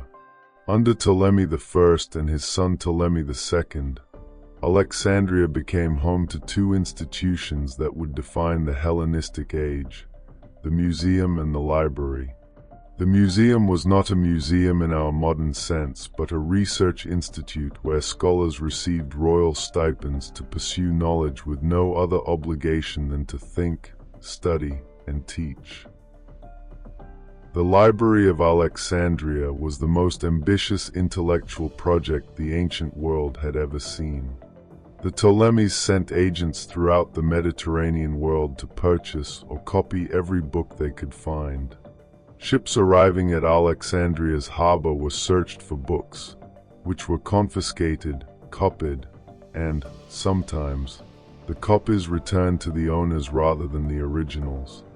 At its height, the library may have contained between 400,000 and 700,000 scrolls, encompassing everything the Greeks knew about mathematics, astronomy, medicine, geography, literature, and philosophy. Scholars came from across the Greek world to study there, and Alexandria became the intellectual capital of the Mediterranean. It was in Alexandria that Euclid, around 300 BCE, wrote his Elements, systematizing all of Greek geometry into a logical framework that would remain the standard textbook for over 2,000 years. Euclid's method, beginning with self-evident axioms and deriving all other truths through rigorous logical proof, became the model for mathematical thinking. In Alexandria, Eratosthenes made an astonishing calculation around 240 BCE. He had heard that in Sine, far to the south, the sun at noon on the summer solstice shone straight down a well, casting no shadow. In Alexandria on the same day, however, vertical objects cast shadows. From this observation and the known distance between the cities, Eratosthenes calculated the circumference of the Earth and came within about 2% of the correct value. 2,000 years before Columbus, the educated Greeks knew the Earth was a sphere and knew its approximate size. Perhaps the most brilliant mind to work in Alexandria was Archimedes of Syracuse, though he spent most of his life in his native Sicily. Archimedes was a mathematician of genius who calculated pi with remarkable accuracy, developed the principles of leverage and the concept of center of gravity, and invented or improved numerous mechanical devices. When Roman forces besieged Syracuse during the Second Punic War, the elderly Archimedes designed war machines that terrorized the attackers, cranes that lifted ships from the water and dropped them, catapults of devastating accuracy. The Roman commander Marcellus complained that Archimedes was using his ships as cups to ladle water from the sea. When Syracuse finally fell in 212 BCE, Marcellus gave orders that Archimedes was to be spared, but a Roman soldier, finding the old man drawing geometric figures in the sand and receiving an irritated dismissal, killed him. Archimedes' last words, according to legend, were "Don't disturb my circles." The Hellenistic age also witnessed advances in medicine and anatomy that would not be matched for over 1,000 years. In Alexandria, Herophilus and Erasistratus performed systematic dissections of human bodies, something rarely done in classical Greece, and made remarkable discoveries. Herophilus identified the brain, not the heart, as the center of the nervous system and intelligence. He distinguished between sensory and motor nerves, studied the eye structure, and measured the pulse as a diagnostic tool. Erasistratus understood that the heart was a pump and traced the circulatory system, though he didn't quite grasp that arteries carried blood rather than air. The religious and ethical constraints that would later prevent human dissection were temporarily lifted in Alexandria, allowing these physicians to learn directly from the human body itself. Yet even as science and scholarship flourished, the political world of the Hellenistic kingdoms was one of constant warfare and intrigue. The Seleucid Empire, stretching from Syria to the borders of India, was too vast to govern effectively. Its eastern territories gradually broke away. Bactria became independent around 250 BCE, creating a remarkable Greco-Bactrian kingdom where Greek and Buddhist cultures mingled, producing statues of Buddha with the face of Apollo. The Parthians, an Iranian people, established their own empire that would eventually control Mesopotamia and become Rome's great eastern rival. The Seleucids found themselves squeezed between emerging powers, their territory gradually shrinking. Meanwhile, in Greece itself, the old city-states struggled to maintain independence under Macedonian domination. Two federations emerged as significant powers: the Aetolian League in central Greece and the Achaean League in the Peloponnese. These leagues represented a new form of Greek political organization, federations of cities that maintained local autonomy while cooperating on foreign policy and military matters. It was an interesting experiment in balancing independence with collective security, though ultimately both leagues would prove unable to resist the greater powers that surrounded them. The philosophical schools of Athens adapted to this new world where individuals had little control over vast political forces. Epicurus, teaching in his garden in Athens around 300 BCE, offered a philosophy of withdrawal from public life. The universe, he taught, was made of atoms moving through void. There were no gods to fear, no immortal soul to worry about, no divine judgment after death. The goal of life was ataraxia, tranquility, achieved by living simply, cultivating friendships, and avoiding the anxieties of ambition and politics. Live unknown, Epicurus advised, a sentiment unthinkable in Pericles' Athens, where citizens were expected to participate actively in public life. Zeno of Citium founded another school, Stoicism, which took its name from the Stoa Poikile, the painted colonnade in Athens where he taught. The Stoics offered a very different response to the Hellenistic world. They taught that the universe was rational and ordered by divine reason, the logos, and that humans should live in harmony with nature by cultivating virtue and accepting fate. External circumstances, wealth, health, even life itself, were indifferent. Only virtue mattered. A Stoic should perform his duties whether as a slave or an emperor, accepting whatever fortune brought with equanimity. This philosophy would prove enormously influential, eventually reaching Rome and becoming the personal philosophy of emperors like Marcus Aurelius. A third school, the skeptics, questioned whether certain knowledge was even possible. Following Pyrrho of Elis, who had traveled to India with Alexander's army, the skeptics argued that for every argument supporting a belief, an equally strong argument could be made against it. Therefore, the wise person should suspend judgment, neither affirming nor denying, achieving tranquility through the recognition of uncertainty. In a world where the old certainties of the polis had collapsed, where Greek culture was mingling with Egyptian, Persian, and Indian influences, such philosophical skepticism had a certain appeal. The Hellenistic age also saw dramatic developments in literature and art. Poetry became more personal, more concerned with individual emotion than with epic deeds or civic values. Callimachus of Cyrene, working in Alexandria, championed brief, polished poems over long epics, declaring a big book is a big evil. Theocritus invented pastoral poetry, creating an idealized countryside where shepherds sang of love, a genre that would influence literature for 2,000 years. Apollonius of Rhodes wrote the Argonautica, retelling the story of Jason and the Golden Fleece with a psychological sophistication that explored the inner conflicts of his characters, particularly the complex emotions of Medea. In sculpture, the Hellenistic age moved away from the idealized forms of the classical period toward more dramatic, emotional, and realistic representations.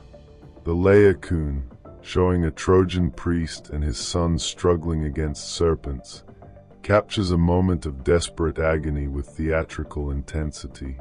The winged victory of Samothrace conveys movement and triumph with such dynamism that one can almost feel the wind in the stone drapery.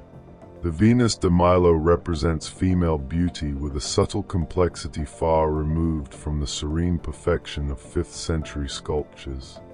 These works spoke to a world that had experienced the full range of human fortune, from Alexander's dizzying conquests to the brutal wars of succession that followed. Yet for all its achievements, the Hellenistic world was entering its twilight. By the 2nd century BCE, a new power was rising in the West, a city-state that had conquered Italy and defeated Carthage, and was now turning its attention eastward. Rome had begun as a small city much like the Greek polis, but it had developed a political system and military organization that proved extraordinarily effective at conquest and administration. When Rome intervened in Greek affairs, ostensibly to protect Greek cities from Macedonian aggression, it marked the beginning of the end for Greek independence. The Romans were fascinated by Greek culture, sending their sons to study in Athens, collecting Greek art, employing Greek tutors, and modeling their literature on Greek examples. Captive Greece took captive her savage conqueror, the Roman poet Horace would later write. But political power was flowing decisively westward.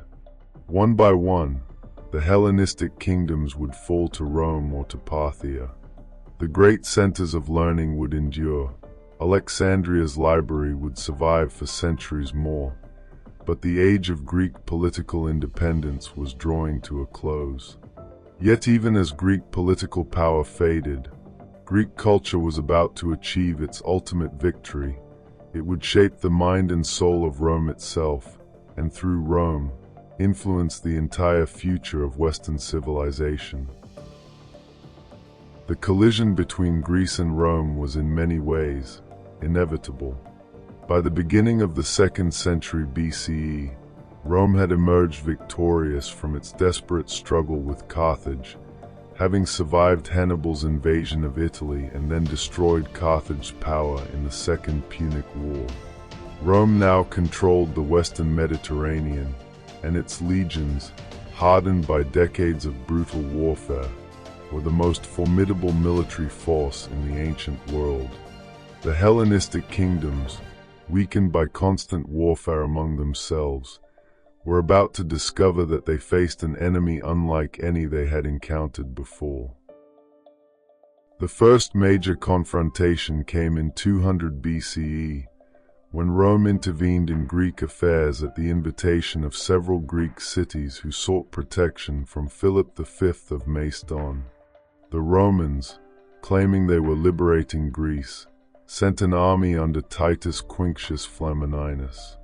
In 197 BCE, at Cynocephaly in Thessaly, the Roman legions met the Macedonian phalanx in battle. It was a clash of military systems. The phalanx, with its long sarissas and tight formation, devastating on level ground but inflexible, against the Roman legion, organized in smaller, more maneuverable units called maniples. On the rough terrain of Cynocephaly, the legion's flexibility proved decisive. The phalanx broke, Philip was defeated, and Macedon was forced to abandon its control over Greece.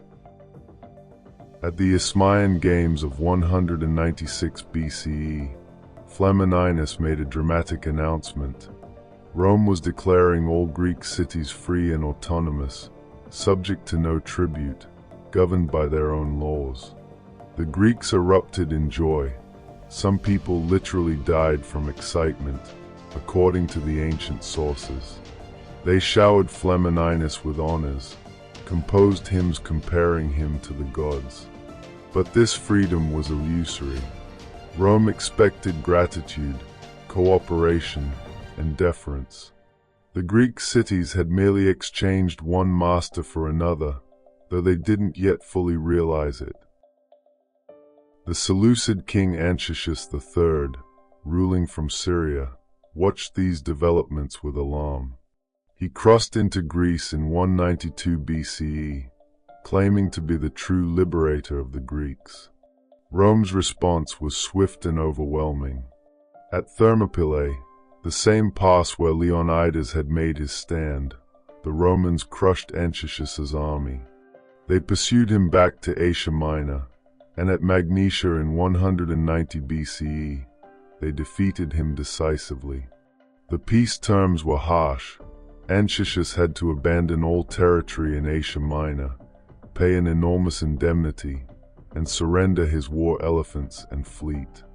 The Seleucid Empire would never recover its former power. In Macedon, Philip's son Perseus attempted to restore his kingdom's independence and influence. Rome, viewing any assertion of Macedonian power as a threat, sent another army. At Pydna in 168 BCE, the consul Lucius Aemilius Paulus destroyed Perseus's army in a battle that demonstrated, once and for all, the superiority of Roman military organization. The Macedonian phalanx, that formation which had conquered the Persian Empire under Alexander, proved helpless against the flexible Roman legion. Perseus was captured and died in captivity, and Macedon was divided into 4 republics under Roman supervision. The kingdom that Alexander had built, that had dominated Greece for over a century and a half, ceased to exist. But Rome's most shocking act came in 146 BCE, and it was directed not at a kingdom but at a Greek city that had once been among the most powerful in Greece. Corinth, wealthy from trade and strategically positioned on the isthmus connecting central Greece to the Peloponnese, had led the Achaean League in a foolish war against Rome. When Roman forces arrived, they defeated the Greeks easily, and then the Roman commander, Lucius Mummius, did something that horrified the Greek world. He systematically destroyed Corinth. The city was burned, its population enslaved or killed, its art treasures shipped to Rome. For over a century, Corinth would remain a desolate ruin, a brutal reminder of what happened to those who defied Rome. In the same year, Rome destroyed Carthage, its old enemy in North Africa, and Greece became a Roman province, though Rome wouldn't formally organize it as such for another 20 years. Yet even as Rome conquered Greece politically, Greek culture was conquering Rome intellectually. Wealthy Romans competed to acquire Greek art. Mummius, after destroying Corinth, shipped trainload after trainload of Greek statues, paintings, and precious objects back to Rome. Roman aristocrats studied Greek philosophy, employed Greek tutors for their children, and peppered their Latin speeches with Greek quotations. The Roman statesman and orator Cicero studied philosophy in Athens and Rhodes, and his philosophical writings would transmit Greek ideas to the Latin-speaking world. The poet Virgil modeled his Aeneid on Homer's epics, creating a Roman foundation myth that nevertheless honored its Greek literary ancestors. In the Eastern Mediterranean, one Hellenistic kingdom still maintained genuine independence: Ptolemaic Egypt.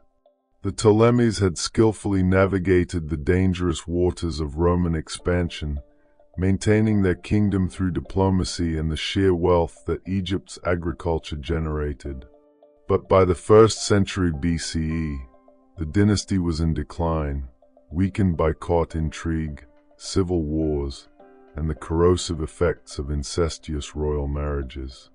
When Cleopatra VII came to the throne in 51 BCE, she inherited a kingdom that was nominally independent but actually dependent on Roman goodwill for survival. Cleopatra was a remarkable woman, highly educated, speaking multiple languages. She was the first Ptolemy in 300 years to actually learn Egyptian, and possessing a keen political intelligence. When Julius Caesar arrived in Egypt in 48 BCE, pursuing his rival Pompey, Cleopatra famously had herself smuggled into his presence rolled in a carpet. She became Caesar's lover and ally, bearing him a son. With Roman support, she secured her throne. After Caesar's assassination in 44 BCE, Cleopatra allied herself with Mark Antony, one of Caesar's successors in the civil war that tore apart the Roman Republic. Their alliance was political, romantic, and ultimately tragic. Antony's rival was Caesar's adopted heir, Octavian, a young man of cold political calculation. Octavian portrayed Antony as a man corrupted by Eastern luxury, enslaved by an exotic foreign queen who threatened Rome itself. The final confrontation came in 31 BCE at Actium, off the western coast of Greece, where Octavian's fleet, commanded by his general Agrippa, defeated the combined forces of Antony and Cleopatra. The lovers fled to Egypt, but Octavian pursued them. In August of 30 BCE, with Octavian's forces closing in on Alexandria, first Antony and then Cleopatra committed suicide. Egypt, the last of the Hellenistic kingdoms, became a Roman province, though a special one, personally owned by Octavian, who would soon take the name Augustus and become Rome's first emperor. The death of Cleopatra marked the end of the Hellenistic age in its political sense. The kingdoms carved out of Alexander's empire were gone, absorbed into Rome or Parthia. Yet Greek culture was far from dead. Indeed, it was entering a new phase. The Roman Empire, for all its military might, would be culturally Greco-Roman. Greek remained the language of the Eastern Mediterranean, the language of trade, learning, and administration. Educated Romans were bilingual, often more comfortable writing in Greek than in Latin. The Emperor Marcus Aurelius would write his meditations in Greek, not Latin. Greek philosophy, particularly Stoicism, shaped Roman thought and law. In Athens, the philosophical schools continued to function, drawing students from across the empire. In Alexandria, the museum and library survived, though gradually declining. Greek scientists, physicians, and engineers found employment throughout the Roman world. The physician Galen, working in Rome in the 2nd century CE, synthesized all of Greek medical knowledge in works that would remain authoritative for over a millennium. The astronomer Ptolemy, no relation to the Egyptian dynasty, working in Alexandria in the same period, created a geocentric model of the universe that, despite being wrong about Earth's position, was mathematically sophisticated and would dominate astronomy until Copernicus. Christianity, which would eventually transform the Roman Empire and reshape Western civilization, emerged from the Greek-speaking Jewish communities of the Eastern Mediterranean. Jesus spoke Aramaic, but the New Testament was written in Greek. Christian theology developed using Greek philosophical concepts. The logos of John's Gospel comes straight from Stoic philosophy, When St. Paul preached in Athens and debated with Epicurean and Stoic philosophers on the Areopagus, he was demonstrating how thoroughly Greek culture had permeated the Roman world, creating the intellectual framework within which this new religion would develop. By the 2nd century CE, the Roman Empire seemed eternal, its peace and prosperity unshakable. Greek cities flourished under Roman rule, their architecture embellished with grand new buildings funded by wealthy benefactors. The educational system, based on Greek models, produced a shared elite culture throughout the empire. A citizen of the empire could travel from Britain to Syria and find people who had read the same Greek literature, studied the same philosophy, and shared the same cultural references.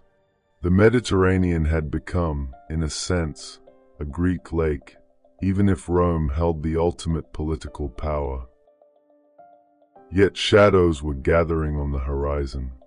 Beyond the Rhine and Danube rivers, Germanic tribes were pressing against the borders.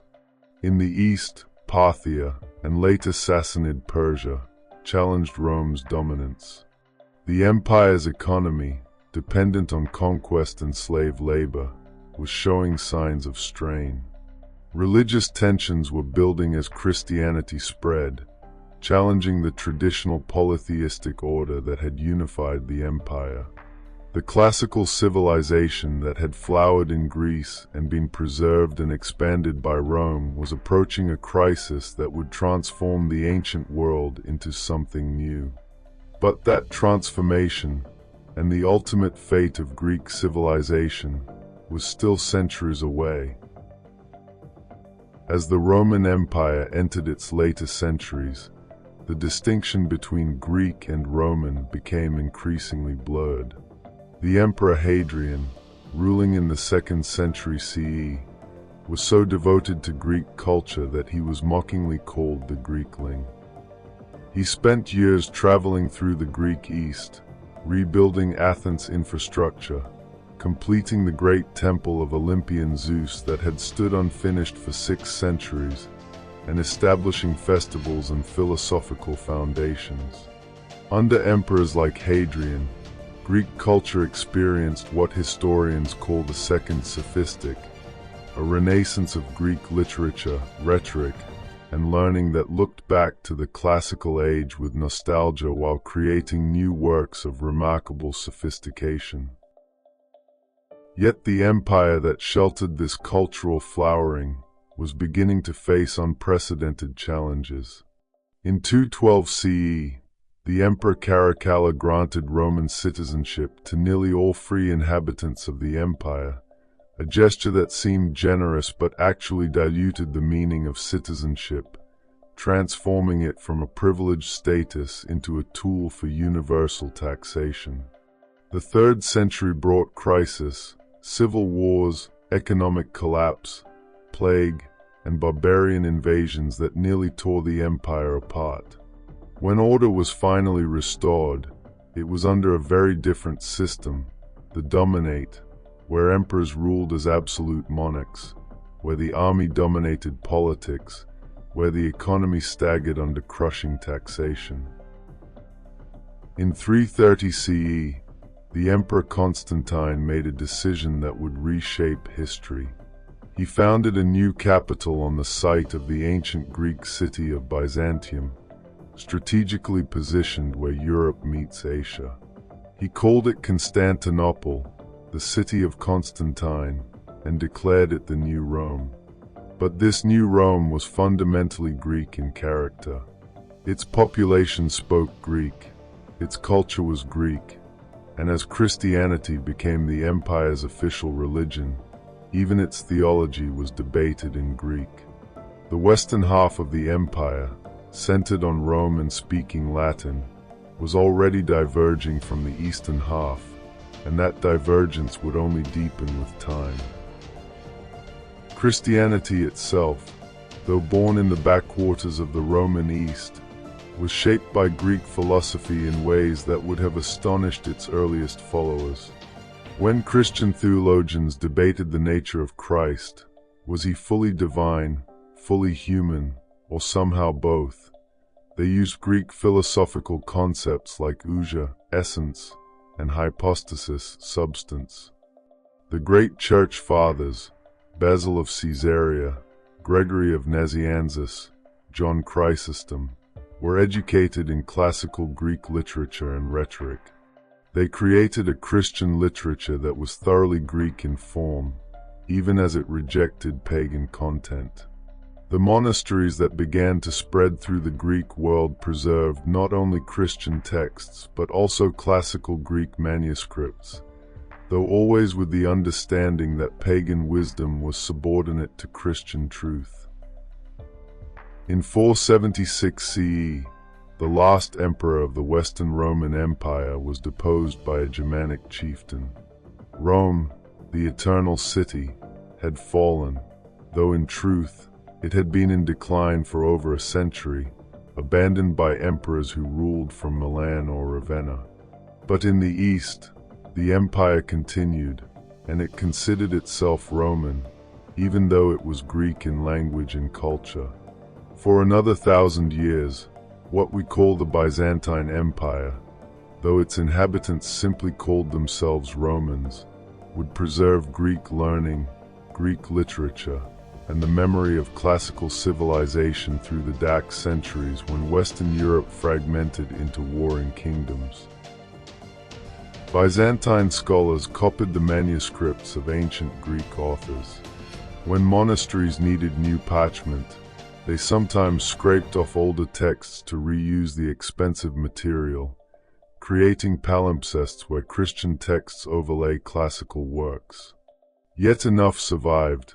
Homer and Hesiod, the tragedians and comedians, Plato and Aristotle, Herodotus and Thucydides, the mathematical works of Euclid and Archimedes. In the scriptoria of Constantinople and Mount Athos, monks who might disapprove of pagan content nevertheless carefully preserved these works, recognizing their value. Without Byzantine preservation, most of classical Greek literature would have been lost forever. The Byzantine Empire faced constant threats, from Persians, then Arabs, then Seljuk Turks, and finally Ottoman Turks. It shrank over the centuries, losing Syria, Egypt, and North Africa to Islamic conquest in the 7th century, then most of Asia Minor in the 11th. Yet Constantinople itself, protected by massive walls and the Greek fire, a secret incendiary weapon that made Byzantine ships nearly invincible, held out for over 1,000 years after Rome's fall. And throughout this long twilight, it remained a beacon of learning and culture, a bridge between the ancient world and the medieval, between East and West. In the 9th century, two Byzantine missionaries, Cyril and Methodius, created an alphabet for the Slavic peoples based on Greek letters, the Cyrillic alphabet that is still used by Russian, Bulgarian, Serbian, and other languages today. They translated Greek religious texts into Slavonic, bringing Christianity and with it a connection to Greek culture to peoples who had no previous contact with classical civilization. Through this channel, something of the Greek spirit reached far beyond the Mediterranean world, into the forests and steppes of Eastern Europe. Meanwhile, in the Islamic world, Greek learning was being preserved and expanded in another way. When Muslim armies conquered the Byzantine territories of Syria and Egypt, they found Christian and pagan scholars who possessed Greek manuscripts and Greek knowledge. Beginning in the 8th century, under the Abbasid caliphs in Baghdad, a great translation movement began. Greek works on philosophy, mathematics, medicine, and astronomy were translated into Arabic. Scholars like Al-Khwarizmi built on Greek mathematics, developing algebra. The word itself comes from Arabic. Ibn Sina, known in the West as Avicenna, synthesized Aristotelian philosophy with Islamic theology. Ibn Rushd, or Averroes, wrote commentaries on Aristotle that would profoundly influence medieval European thought. The irony is exquisite. Greek learning, largely forgotten in Western Europe after Rome's fall, survived in two places that classical Greeks would have considered barbarian: the Byzantine Empire, which Greeks would have seen as decadent and orientalized, and the Islamic world, which didn't even exist in classical times. When Western Europe finally began to recover from the chaos of the early Middle Ages, it would recover Greek learning through these intermediaries, translating works from Arabic into Latin, often works that had traveled from Greek to Syriac to Arabic before reaching Latin, a 1,000-year journey through multiple cultures and languages. The Renaissance, that great rebirth of classical learning in Italy beginning in the 14th century, was sparked partly by the fall of Constantinople. In 1453, after a siege of nearly 2 months, Ottoman Turkish forces finally breached the walls that had protected Constantinople for over 1,000 years. The last Byzantine emperor, Constantine XI, died fighting in the breach, and the Byzantine Empire ended where it had begun, in the city Constantine the Great had founded. Byzantine scholars, seeing the end approaching, had already begun fleeing westward, carrying with them precious manuscripts and knowledge of Greek that had been lost in the West for centuries. These Byzantine refugees found a receptive audience in Italy, where wealthy families and city-states were eager to recover the glories of classical antiquity. Scholars like Petrarch and Boccaccio had already been searching for lost Latin texts, but now they gained access to Greek works in the original language. The great humanist scholar Marsilio Ficino translated Plato's complete works into Latin, making them available to Western readers for the first time in nearly 1,000 years. Others translated Aristotle afresh from Greek rather than from Arabic intermediaries. Homer, the Greek tragedians, the historians, all became available to European scholars, sparking an intellectual revolution. The impact was profound and multifaceted. Renaissance artists studied Greek sculpture and sought to recreate its naturalism and idealized beauty. Renaissance architects looked to Greek temples for principles of proportion and harmony. Renaissance thinkers absorbed Greek philosophy, especially Platonism and Stoicism, which seemed to offer alternatives to the dominant Aristotelian scholasticism of the medieval universities. The very concept of the Renaissance, of rebirth, of returning to ancient sources to revitalize a decadent present, was rooted in admiration for Greek and Roman civilization. But the Greek legacy extended far beyond the Renaissance. When European thinkers of the Enlightenment in the 17th and 18th centuries sought models for rational inquiry and democratic government, they looked to Greece. Montesquieu, Rousseau, and the American founders studied Greek political history, drawing lessons, both positive and negative, from Athens' democracy and Sparta's militarism. The separation of powers, the system of checks and balances, the very idea that free citizens could govern themselves, all had roots in Greek political thought and practice. Greek drama shaped European theater from Shakespeare to the present. Greek epic influenced Milton's Paradise Lost and Joyce's Ulysses. Greek philosophy became the foundation of Western thought. Even those philosophers who rejected Greek ideas did so in dialogue with them, using concepts and arguments inherited from Plato and Aristotle. Greek mathematics provided the logical framework for modern science. Greek medicine, though factually often wrong, established the principle that disease had natural causes and could be studied systematically. Greek historical writing created the genre of history as critical inquiry rather than mere chronicle or myth. Even the words we use today testify to the Greek legacy. Democracy, philosophy, mathematics, physics, ethics, politics, theatre, music, poetry, all these words are Greek. When we debate questions of ethics, we often unknowingly echoing arguments made in Athens 2,500 years ago. When we use the scientific method, we're following a path first traced by Ionian philosophers who sought natural explanations for natural phenomena. When we believe that human reason can understand the universe, we're expressing faith that Thales first articulated when he tried to explain the world without invoking the gods. The story of ancient Greece is the story of human potential, what people can achieve when they are free to think, to question, to create, to govern themselves. It's a story of brilliant achievements and catastrophic failures, of sublime art and brutal warfare, of profound wisdom and foolish arrogance. The Greeks were not perfect. They practiced slavery, excluded women from political life, fought endless wars among themselves, and could be as cruel as any ancient people. Yet they asked questions and imagined possibilities that changed human history. In the end, ancient Greece did not die when its cities fell to Rome, or when Constantinople fell to the Turks.